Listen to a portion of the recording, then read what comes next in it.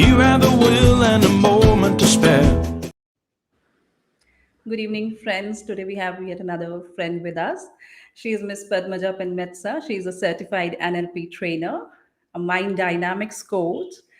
She's an Access Consciousness Bars practitioner and a certified Pranic healer. Talking about her education and qualifications, she has done her MBA in HR and then she got interested in human potential of the corporate world.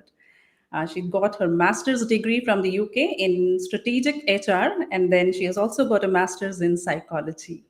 Wow. She runs her own workshops with corporate and with different institutions, and she handles one on one coaching with her clients also. Recently, she got her book published, Butterfly on the Banyan Tree, and she's here today with us to talk more about the book and her journey. Welcome, Padmaja. Welcome to Beautiful Minds. And first of all, I want to know something, which I was very curious to know while reading your profile. There was a term, joypreneur.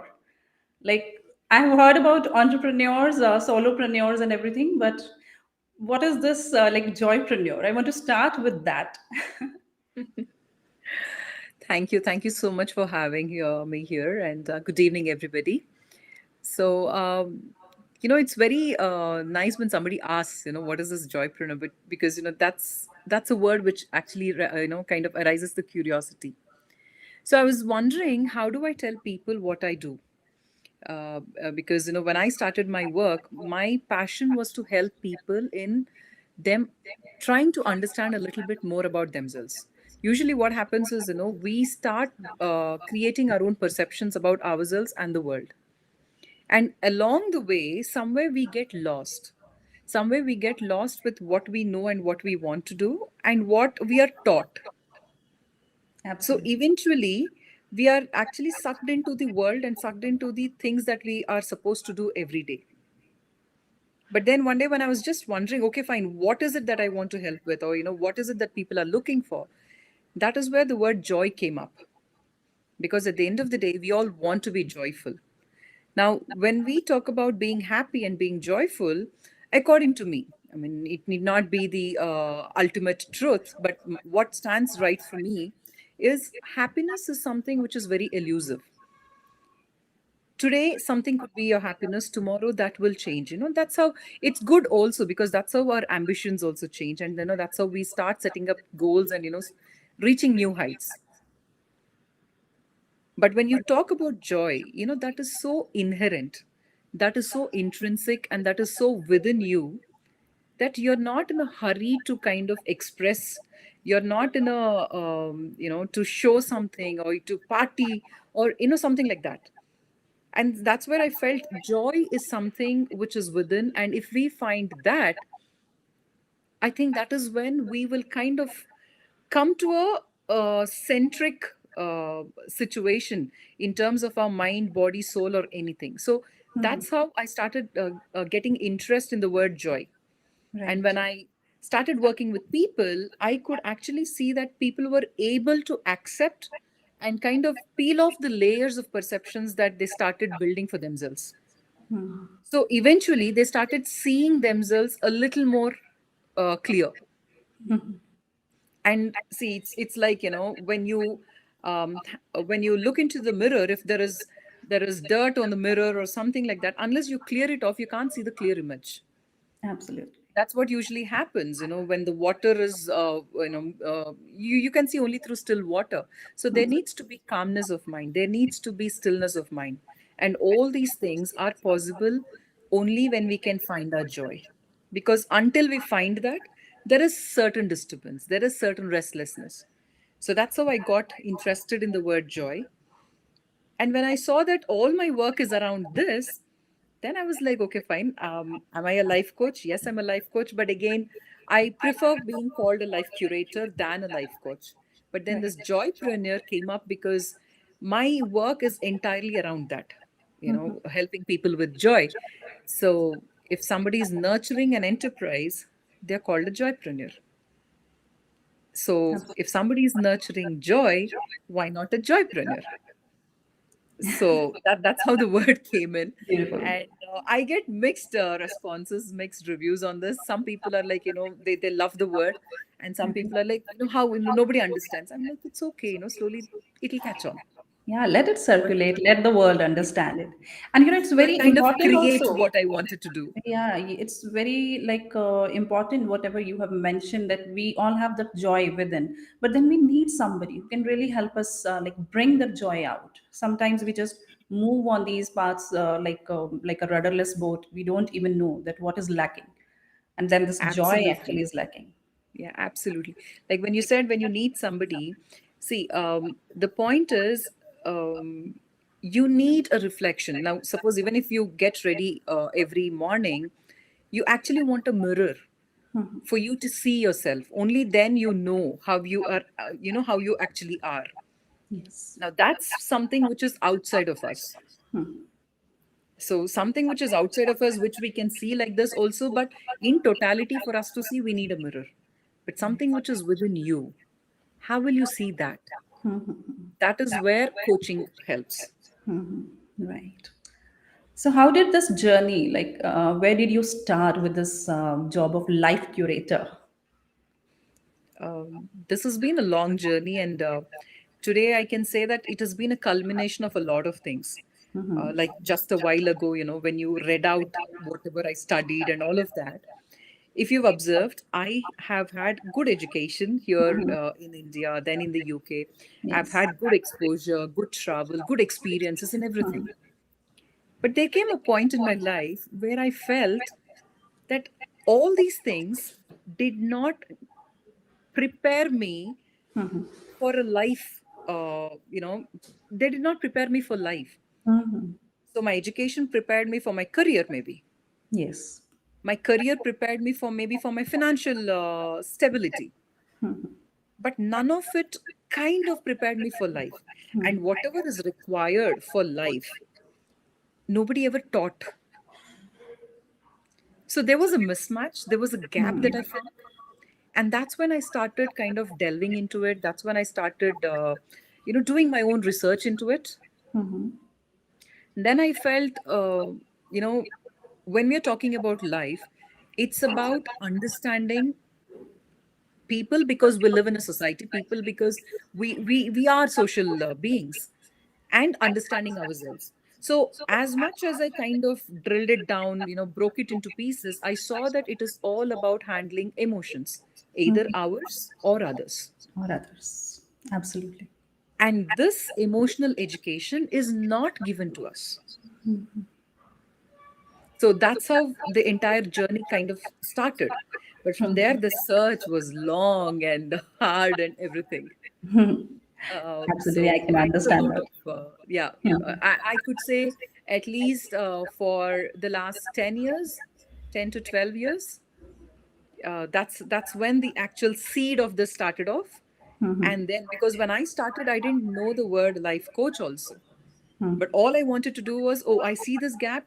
Okay, maybe I can handle it this way. But I wanted to teach this to others. I mean, in the sense because I was seeing that because of a lack of a certain clarity, there were a lot of issues that people are going through. So I wanted to specifically work in that aspect. This is actually very thoughtful of you. And today, so we are here to talk about your book, Butterfly on the Banyan Tree. So I want you to just take us back to the days. Like, when did you realize that, yes, language has the power, words, they have power? So through this journey, I should tell you, it's the as I said, it's been long and hard, and there were different aspects in the entire journey that kind of stuck on to me. And writing was my passion. Writing was my interest because I think it kind of gave me a way to channelize my thoughts and pour out what was there within me. So Right. that's how writing began. But then when you talk about this particular book, and in fact, specifically when you ask about language, um, I think a few years ago when I realized that, words have so much of power. For example, I'll give you a small example. When we like somebody, how much ever they kind of, they scold us, they stop us or anything, we don't feel bad about it.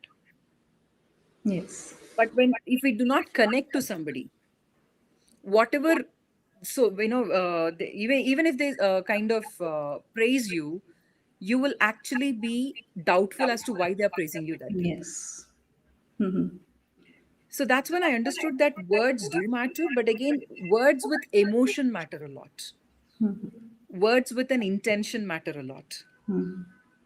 So Right. that's how the language as such. And then I started, I was more interested in understanding. And as you've also read out, I am an NLP trainer, neuro linguistic programming, where language, words, communication is a major, major aspect in terms of understanding and, kind of being clear with what we want to speak also. And words always gave me, I think, that freedom to put in my thoughts. So that's how the interest in writing began. Coming to this book, in fact, I have a copy about this. It's called Butterfly on the Old Banyan Old Tree. banyan tree. This journey, I think this idea came in 2017. Okay. And I could feel a rush of that energy because till then, as I said, as I was searching, there came a point where it all just kind of came clear to me. Suppose you talk about a treasure hunt or something, you get the final bit, but unless you kind of turn it into all those twists and turns, and there is one click that happens at one point. I think that click happened when this book was actually born as a thought. Right. So for me, it was like, it is a culmination of a lot of things. It is a coming together of a lot of things. So when that idea came in, I should tell you the kind of rush of energy that I had. I should tell you, I think the next 2 days, even in my gym, I worked out more because there was so much energy flowing. Yeah. And Okay. as I started writing, I think in 2 days I finished half of that. It's not a very big book. It's a very small book, but at least 4 chapters or 5 chapters I had finished in 2 days. And then I felt the book was growing bigger beyond me. I mean, that book was coming out very profound for me. And I somehow felt maybe, you know what, maybe I'm not sufficient. I'm not enough to write this book.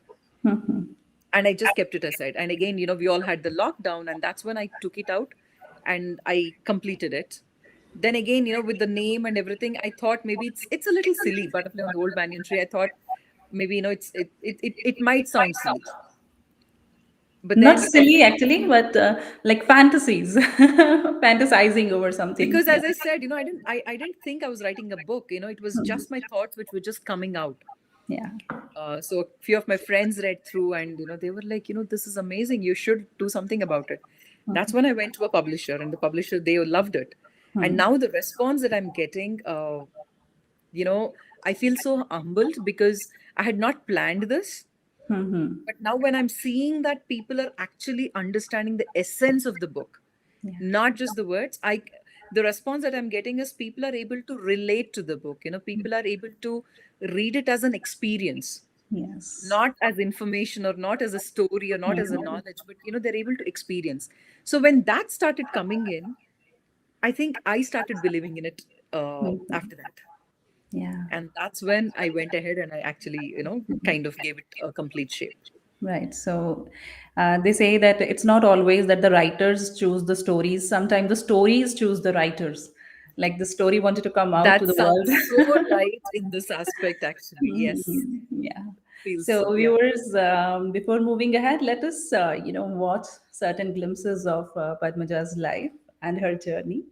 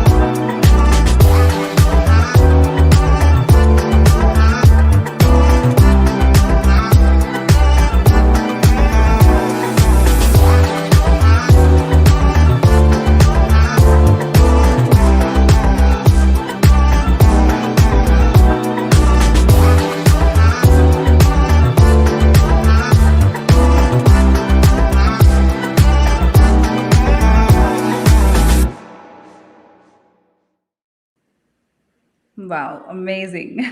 Absolutely Thank you, amazing. Rupinder. Yeah, that was the launch. In fact, the thing that you see in Telugu is because I got this book translated in Telugu. All Because how right. much ever we write, at the end of the day, I wanted my mom to read, my aunts, my Okay. people to read. So this is, Wow. in a way, kind of giving back to my language and maybe my Yes. region. Very sublime on your part, absolutely. So, I'm very curious to know about the names, actually, and the characters of your book, and like we were already discussing about it. These names, like, how did you select these names for the characters? So it's Nivea. Again, I'm asking you, like, for the correct pronunciation, Nivea Nivea, and yeah, Z. Yeah. yeah, So just tell us something about these characters. yeah. So, as I'm sure you must have read through also, it's the journey of a caterpillar from being a caterpillar to actually transforming into a butterfly.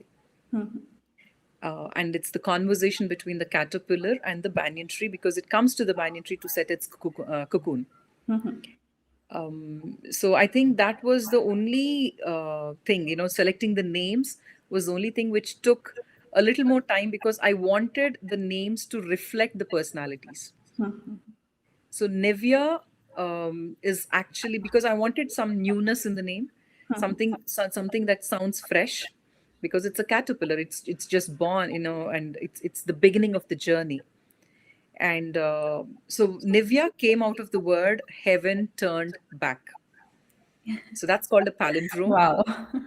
So the bliss, the something that everybody wants at the end. Yes. So, and when it's turned back, there's one letter which is again interchanged. So Nivya came from there, the newness and all of that.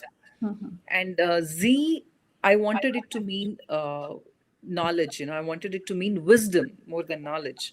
So Z in Chinese means wisdom. Okay. So it's the newness learning from the wise. So that's how Beautifully those two chosen. characters are. Beautifully chosen. All right. So, and what about the storyline, the plot? Like, what was in your mind when you were writing it out? So it's more like, we all start as that caterpillar, because, at the beginning of our journey, when we are growing up, we all have dreams, and somehow we all feel that, what, I can go ahead and do anything. So the Nivya starts as that proud, maybe a little bit of arrogance, the naivety, the innocence, and all of this put together, which makes it very stubborn. Thinking that I can go out and, I can rule the world, kind of a feeling. So Nivya is under an impression that, tomorrow she's going to become a beautiful butterfly, and she has the whole world to, fly around. So the only time that Nivya has in her entire lifetime to be still, calm, will be the phase of a cocoon. So now in that cocoon phase, when she's going to be the most still, she's under an impression that tomorrow I'm going to become, such a big, such a beautiful butterfly. So when I look back, even that little time that I spent in silence needs to be of a significance. It needs to mean something. And that's the reason it comes in search of this banyan tree, because it gets to know that, this is the wisest and the oldest tree there. So it's like, I don't want any tree.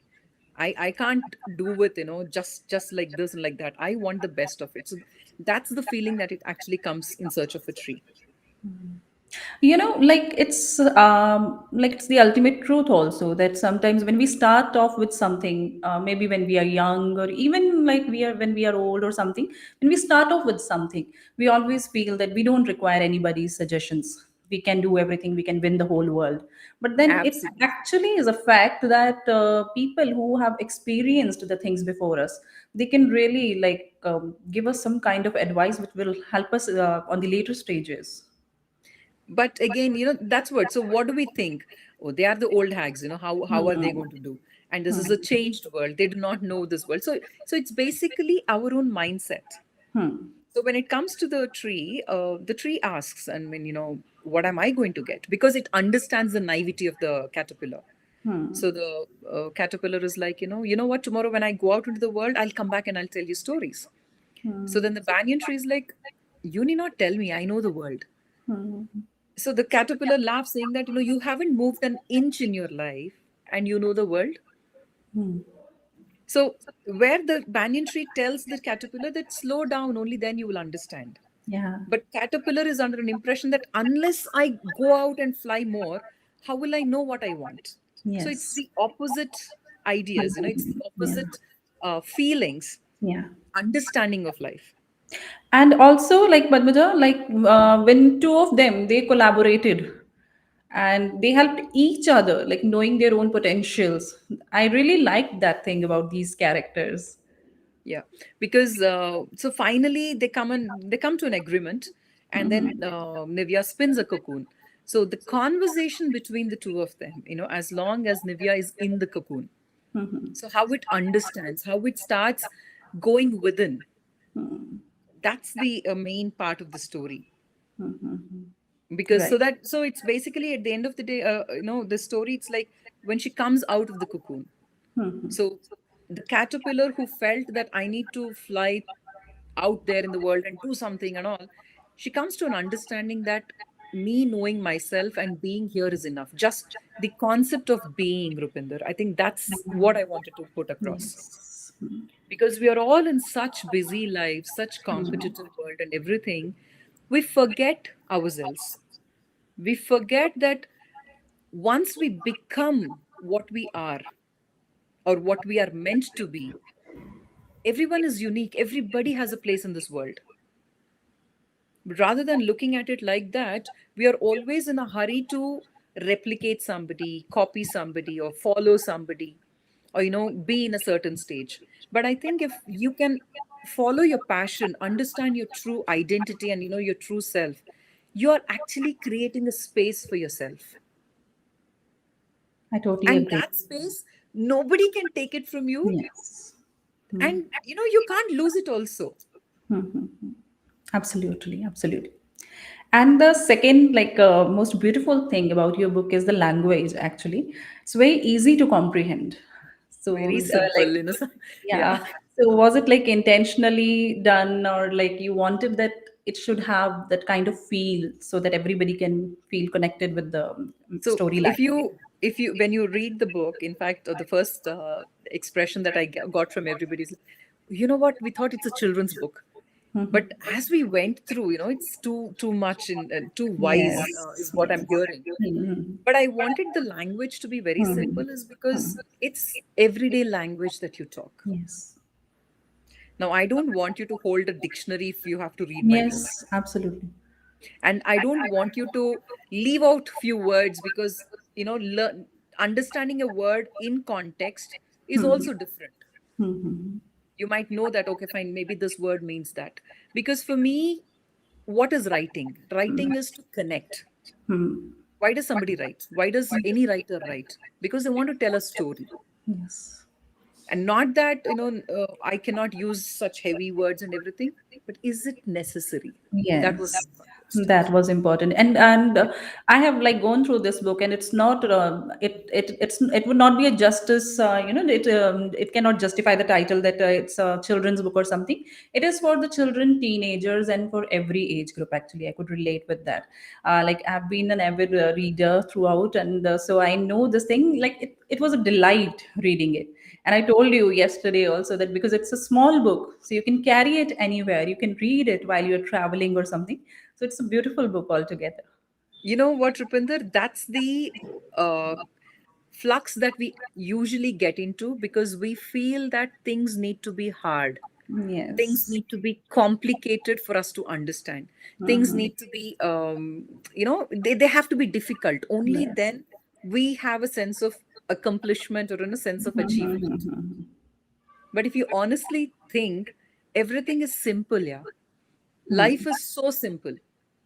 But Yes. we feel, unless it's complicated, unless Yes. I have a sense that I'm solving something, I do not get that sense of accomplishment, Yes. because that's Absolutely. what we are taught.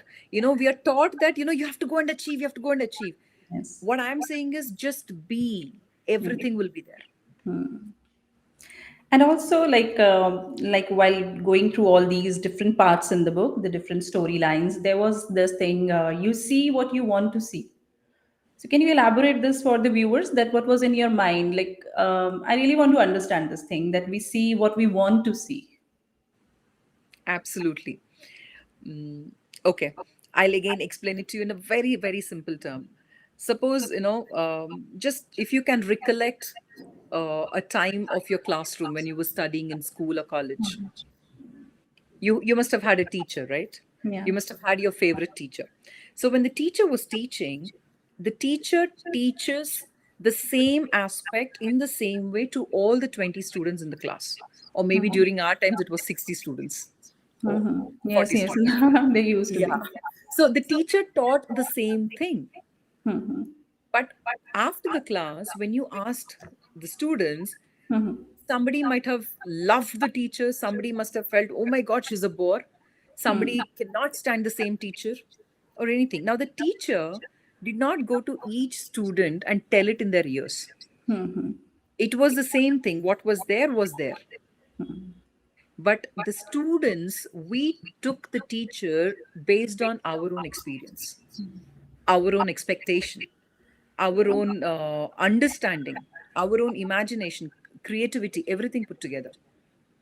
So the world is running, the world is there, but we all take situations based on what we are. Mhm. As Right. they say, when there is a half filled glass, Yeah. are you seeing it half full or half empty? Empty. Yes, What absolutely. is there, but Yes, we see what we want to see. it is actually.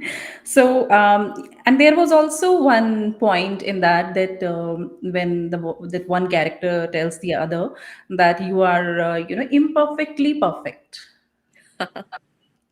Yes. So, like, really, we all are, we all have our own imperfections, but we always want to be perfect.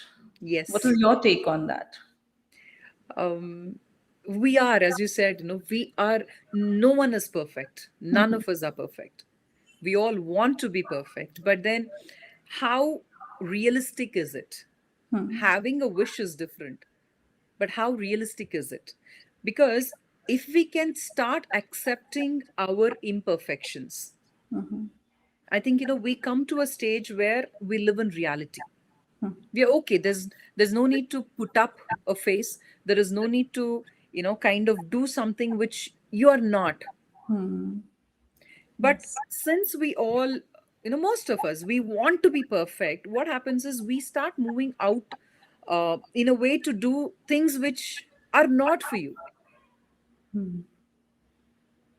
So who doesn't have flaws? All of us have. But as they say, it's the magazine covers, it's the TV advertisements. These are the things which are ruling. They show perfect things. Hmm.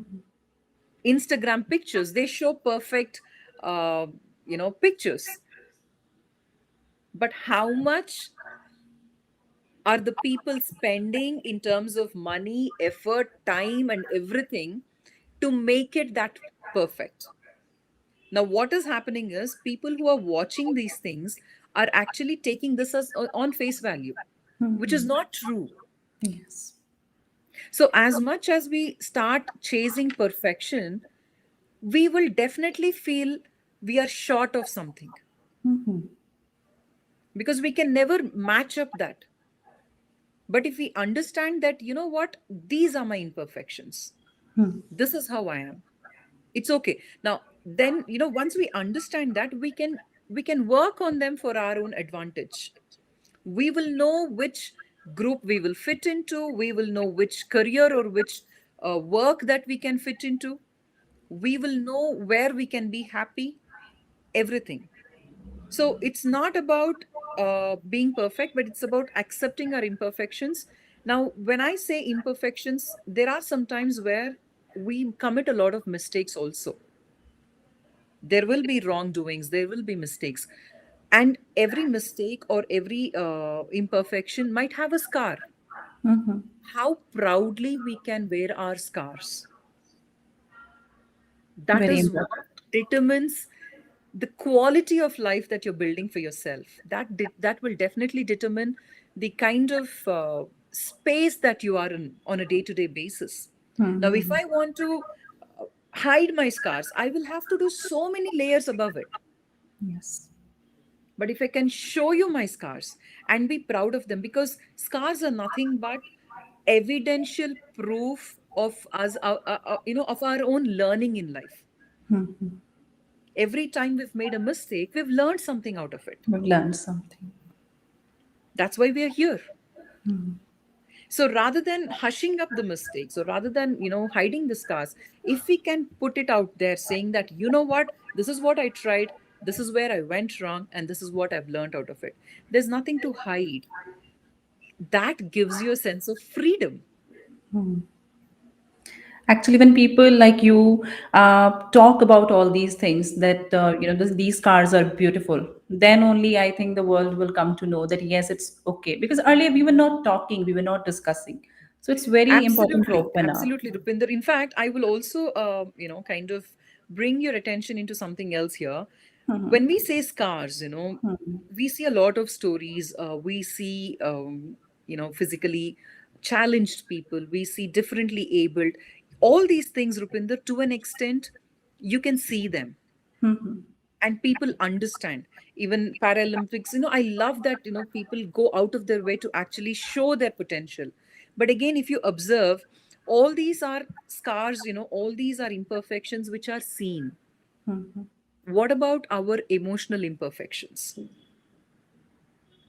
What about our emotional scars? We cannot see them, we cannot show them, we cannot prove them. And that is where a lot of us, we do not even get an acknowledgement from others. Yes. So that's a vicious cycle again. Since we are not getting an acknowledgement, again, people get back, into feeling low, feeling incompetent, and all of this. Because something which is emotional, how will you show it? So, what I mean to say is not just physical, but also emotional. But Emotional. if we can talk about our fears, about, our anxieties, our emotional imperfections also, because what happens is, once we see them and once we accept them, only then we can overcome them. Definitely. And I think they are the only hindrances, actually, the Yes, emotional yes, scars and the yes, emotional outlet that we do not have. Nobody yes. taught us, actually, that Yeah. how to. See, Hmm. nobody is at fault also, because be it in terms of parents or the society or anything, there is no point in blaming them also, because that is the best that they have learned They have learned, absolutely. out of their experience, out of their being. But what happens is they take that to be the reality and they try to rub that off onto somebody else. And people who are starting off with dreams are actually cut off or actually snubbed because of all these things. But again, the most beautiful tool that we all have is our choice, is our life. It is a blessing, and making a choice is an it's a wonderful tool that we all have. How do we make a choice in a situation at a point which is very important is what will matter. So that is what, even in the book, when you see it, when the butterfly comes out, there is an imperfection. Now the tree is also like kind of, holding on to see how is she going to react to it now, because she already kind of predetermined that she's going to be the most beautiful butterfly. But when she came out, there was an imperfection. So even the tree was waiting, to see how is she going to, kind of react to it. And because of the cocoon phase, because of the learning that she's had in that cocoon phase, she was able to accept it and say, you know what, this imperfection is an evidence for my learning. You know what, I'm going to wear it proudly on my wing. And that's Wonderful. what the tree also, feels. You know what, in fact, our gurus, our teachers, that is the sense of satisfaction that they get when they know that, what, this person is being themselves. Absolutely. Yeah. That's the book, yeah. Mhm. And if I now come to the process of getting the first book published, the kind of joy you had, Just tell us about that also. That how did you feel when you got your first book in your hands? That this is your first, accomplishment as a writer. Um, Very emotional, I should say, because I never thought I would be a writer. Believe me, I've read, I mean, I do read a lot, but it never crossed my mind that I should write. But as you said, maybe some stories choose us. And Yes. when this happened, I didn't know a thing about publishing. I didn't know how to go about it. But again, that's when our other expertise comes in, our research, the kind of, I saw different options, what I could do and everything. Yes. What I wanted was more than earning out of this book. I wanted more, this book to reach to as many people possible. So again, if we are clear with our outcome, why did I want to write this? Why do I want to market it? Why do I want to tell people that this is written? It's because I want more people to read this. Again, something which I believed after I started seeing the responses of people, because even after I wrote it, I didn't believe in it so much. For me, it was like, oh, you know what? My thoughts have come out. That's all. But when I saw that this book is going beyond me, it's growing bigger than me, that's when I went into the process of actually doing it. So again, all alone, I was trying to figure out. So I found a publisher, then I got it done. Then again, I wanted the book to be interesting, not just words. So I got the illustrations done. Uh, I got the formatting done. Again, one publisher I didn't work, I didn't kind of like it. So I went for somebody else who can format my book, who can bring it out to what it is today. And I love the cover, by the way. So Yes, it again, is the absolutely. different, The color combination and everything, it's yeah, beautiful. so yeah, so the different options which were given Hmm. to me. So that's again, your day-to-day things that you Yes, need to go through you're when right. you want to bring out Yeah. something And how are nice. you using social media as an author now? Like, because nowadays everything is on social media. How is Yes. it helping you? Honestly speaking, I am there on social media, and I have just been, just doing my work, or, in my circle, that's all. I've never gone into this digital marketing, or no, I've not branded or marketed yet. I am getting some advices that maybe I should, because people are loving the book. Again, you know what? These many days, nobody told me this. Though I'm into my life coaching and everything, that was different. But with this book, I am getting a lot of people suggesting how to go about and, put it across. And that gives me the sense of understanding that people are loving it. And in fact, somebody told me, Padmaja, it's not about you marketing it, it is about the justice that you're doing for the book. Now, if you don't take Wonderful it out advice. to more people, I think Yes. you yourself, you're doing injustice. And that got me thinking. So, yes, now maybe, a little bit of digital marketing and digital branding which is starting. It's still not started. Most probably I'll be doing that. I would like to again stress on the point to my viewers that yes, please go ahead, have a look at this book, Butterfly on the Old Banyan Tree. It's worth reading, absolutely. And I have just gone through it yesterday, and it was a wonderful read. And it's a very small book; you can carry it anywhere, and with beautifully crafted characters and storyline, it is beautiful. Before It's we available, Rupinder, on my website, okay. padmajapenmetsa.com, Mm-hmm. or it's there on Amazon and Absolutely. Flipkart, Kindle, everything as well. Right, right. So please grab a copy and get yourself equipped with this new kind of a story. So before we finish off with today's show, I want to ask you that if one piece of advice you would like any new or the like budding writer would seek from you, what piece of advice would you give him or her? I would just say be yourself Mm-hmm. and just write what you feel is right for you.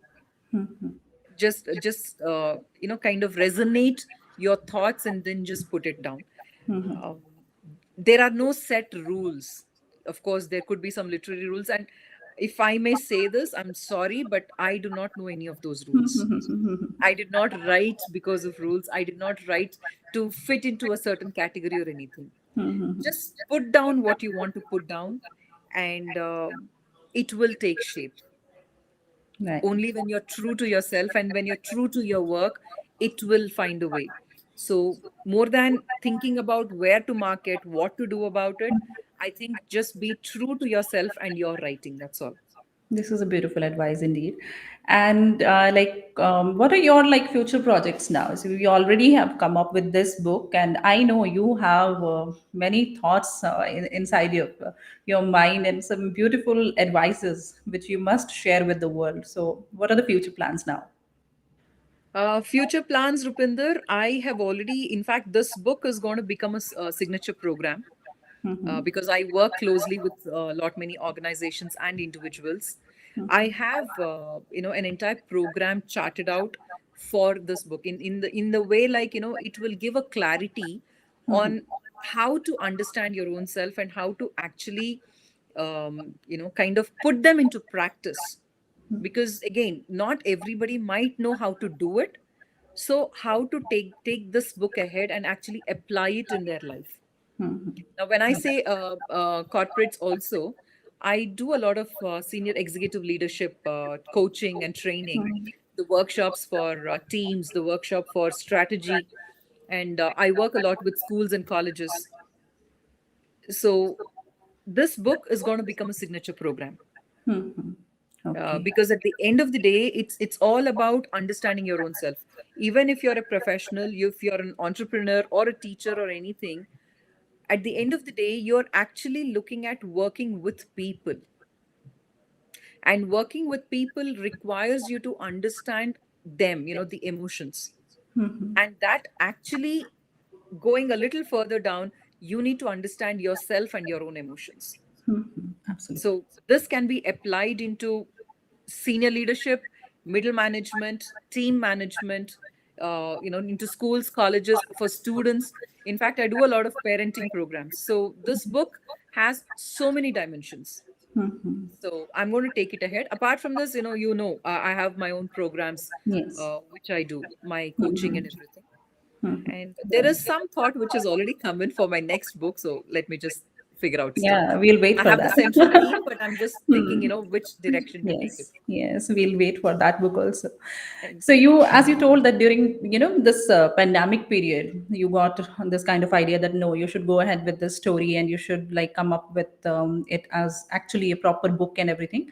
So where do you see the world like post-pandemic world? Of course, we all have gone through so many ups and downs during this pandemic, and many of us we have come up with something new vision for ourselves and for our future. Just like as a writer, you also felt during the pandemic that yes, now this can be the next step. So now after pandemic, where do you see the world? Like, are we going to retain whatever we learned during this pandemic?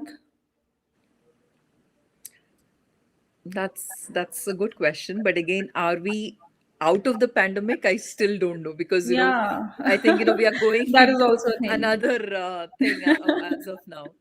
Yeah. So I think one thing which strikes very well, in the pandemic is um, people slowing down, people actually trying to see what is very important to them.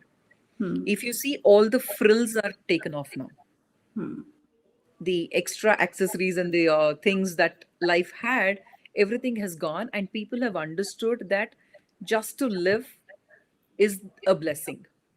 Yes. And just to live, what you need is very minimalistic. I think that's one basic learning that we've all had. Again, post pandemic, now, as you said, do we carry that learning further or not? Again, it depends on the kind of butterfly that we are. Because We will that's be the the cocoon answer. phase that we all had. Because see, Yes. at the end of the day, the cocoon phase is nothing but the most darkest, loneliest, scariest part of one's life. We all go through that phase. Yes. And collectively, we've gone through this pandemic, which is also a kind of a cocoon phase. Now, when we are in that cocoon, when we are in such a phase, how we hold our perception, how we understand of things around us, how we mold our thought process, how we mold our behavioral patterns, so that it will help us later on. That will determine the kind of butterflies that we become. Indeed. So, so that happens in everybody's life. As a pandemic, when we've all gone through something which the nature is teaching us, how we pick up what we've learned here. Now, again, see, we cannot force anybody to carry it further. Yes. Yes. Somebody who carries will live in a certain way and they will see the benefits of it. Somebody who Yes. doesn't carry will, again, so that's what I'm saying.